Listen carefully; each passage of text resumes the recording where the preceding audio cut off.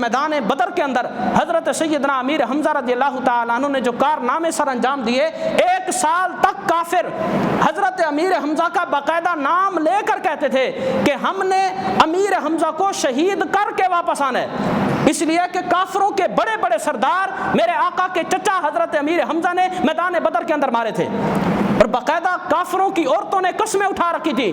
کہ امیر حمزہ کی کھوپڑی میں ہم شرابیں پیئیں گے، امیر حمزہ کا کلیجہ نکال کر جب تک ہم چبائیں گی نہیں ہم میدان احد سے واپس نہیں آئیں گے۔ بہرحال پھر میدان احد بھی آیا، حضرت امیر حمزہ رضی اللہ تعالیٰ عنہ پوری بہادری کے ساتھ عرب کا ایک شخص جس کا نام ملتا ہے کہ جو شخص دونوں ہاتھوں میں تلواریں اٹھا کر لڑتا تھا وہ میرے آقا کے چچا حضرت سیدنا امیر حمزہ تھے۔ ہر مجاہد ایک تلوار کے ساتھ لڑتا ہے، ایک ہاتھ میں تلوار ہوتی ہے، توجہ ساری اسی تلوار کی طرف ہوتی ہے، لیکن حضرت سیدنا امیر حمزہ انہوں نے اللہ اور اس کے رسول